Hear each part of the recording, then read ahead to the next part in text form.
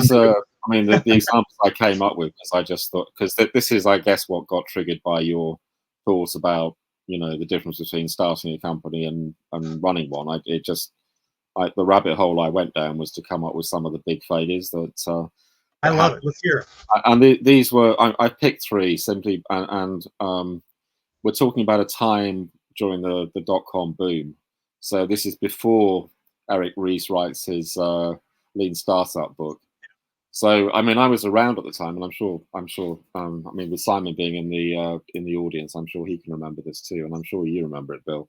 People were throwing a lot of money at these, you know, startup wonderkinds, or who were kind of coming up with any old idea, and then the old sort of rule of thumb was that you spent loads and loads of marketing money or ad spend, and you spent loads and loads of money on that, and then eventually your product would catch up with you, because there was this big thing about first you know, first mover advantage, where if you were out there first, then you swamped everybody and you succeeded because you killed off everybody before they could get started.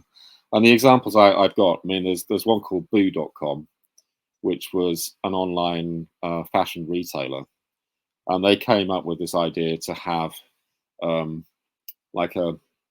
you could try things on virtually on a kind of mannequin that was like a piece of software.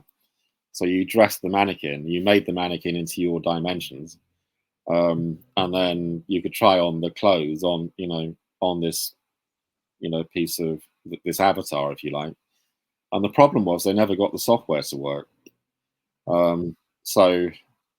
And they spent loads of money on having parties and flying around the world, and, you know, and they got loads of money from kind of like, you know, VC money, I suppose, or investor money, and they just spent it on stupid things like hiring this massive super club, you know, DJ space to have this enormous party.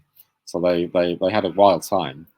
And then within about 6 months, they ran out of money, just at the point that they sorted out the problems with this avatar.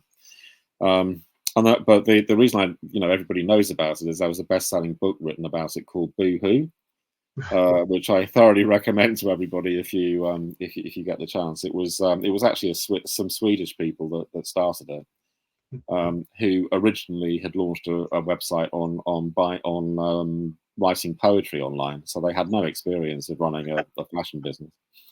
The second one was I